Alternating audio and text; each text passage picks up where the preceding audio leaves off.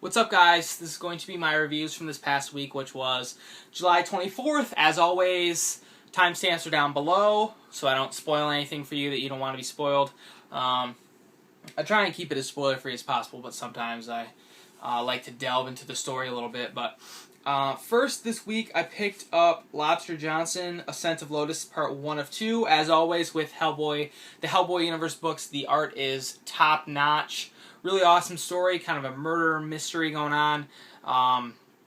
Lobster Johnson's a character that I enjoy a lot, and I thought this was a really, really cool first issue. If you're looking to get into sort of the Hellboy universe type stuff, although this isn't exactly a Hellboy book, it doesn't deal with Hellboy or BPRD characters. This is a pretty cool place to start. Just 2 issues, so I'm going to give it a 4 out of 5. If you're looking to get into it, that's a cool place to start.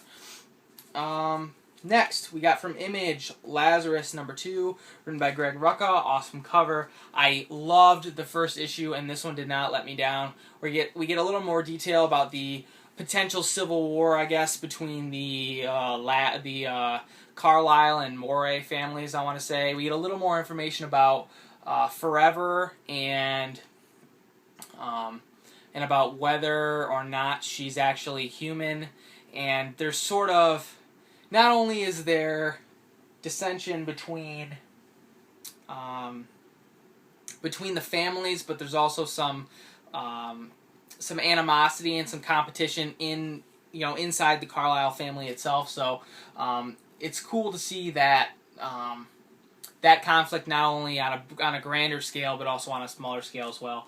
I really suggest picking up Lazarus. It's still in its early stages. It's still developing the story and laying everything out for us. So I really suggest picking up number 1 and 2. I'm going to give Lazarus #2 a 4 out of 5. Great continuation of the series, and I really look forward to another issue.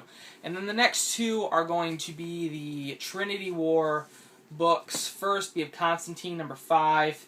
This deals with a little shoot-off from Justice League Dark #22 with Constantine and Shazam. This isn't a spoiler because it says it on the cover, but Constantine is trying to steal Shazam's powers because he doesn't want him to use them for evil, I guess, or he doesn't want someone else to get their hands on them. I really enjoyed this issue. It is a tie-in, but it is more than a tie-in as far as I'm concerned, because if you've been reading Constantine since the beginning, it not only adds to the Trinity War storyline, but it continues the story arc from previously, and I think that's really cool, and I think it's something you don't always get from tie-ins. So it's definitely worth checking out for the tie-in itself, and also the series Constantine has been awesome as well. I'm going to give it a 4 out of 5. Great book. Next, we have Justice League Dark #22. Awesome. I would just like to say that thank God that Mikel Janin is drawing this book, because he is the man, and I've been hearing a lot of watching you guys' videos, especially from people who don't normally pick up Justice League Dark, who notice how great of an artist he is, and I'm really happy for that, because he is one of my favorite current comic book artists, and I'm happy that more people who don't normally read the Justice League Dark title have been able to get exposed to him, and I'm hearing a lot of people who are thinking about sticking with Justice League Dark, which I think is a good idea, even though Jeff Lemire will be leaving the title. I think with these type of characters, there's a lot of potential for a continuation of cool stories, even if Jeff Lemire is off the book. But anyway, Justice League Dark #22, Trinity War has just been really, really cool. It went a completely different direction than I expected it to go. Everybody's still trying to figure out what's going on with Superman, and it's not really a war between the Justice Leagues anymore. Everybody is kind of on their own team. There's still a few separate teams, but everybody's all jumbled up. So it's a little more interesting than I originally expected it to be. If you're not picking up the Trinity War, I would really suggest it, and I don't even think you need to read these books prior to the start of the Trinity War to enjoy this. I'm going to give Justice League Dark a 4.5 out of 5. Great book, and the Trinity War has been awesome. Next, we have Batman Superman #2. This cover is really awesome. I was unsure about... I'm a fan of Jay Lee's art, and after reading the first issue, I was unsure about whether or not it worked in this particular context with Batman and Superman.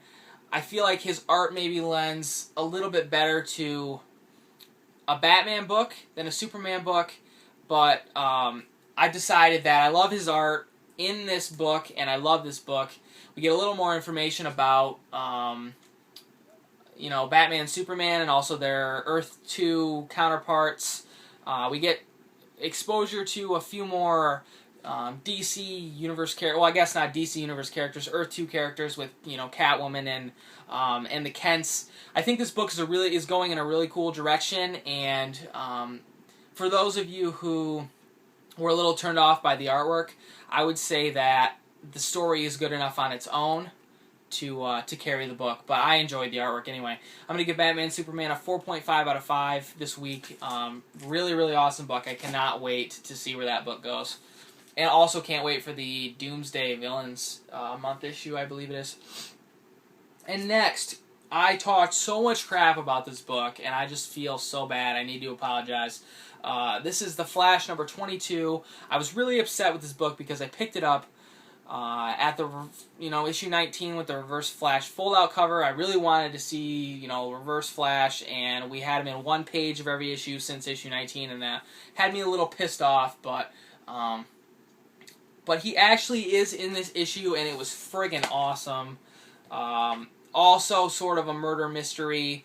Well, it's not much of a mystery because we know that it is the Reverse Flash that is killing people that are associated with the Speed Force, but you know, here's why Manapul is so awesome. This page just speaks for itself. This is what the entire book is like. I talk about Mikkel Janin being one of my favorite comic book artists. Francis Manapul is also up there, I would say, in the top 3. I'm feeling differently about The Flash than I was after issue 21. I'm feeling like this is a book that I want to keep reading now that Reverse Flash is a little more on the forefront, and this book was just all kinds of awesome. I'm going to give Flash #22 a 4.5 out of 5. You know, tied for pick of the week with a few other books. I'll decide on Tuesday, tomorrow night, whether which one of these books is my pick of the week, but that's the only books that I read this week, just 6. Big thanks to you guys for watching. I really appreciate all the support. Leave me some comments down below. Let me know what you thought of those books, whether you liked them or not, and I will talk to you guys later.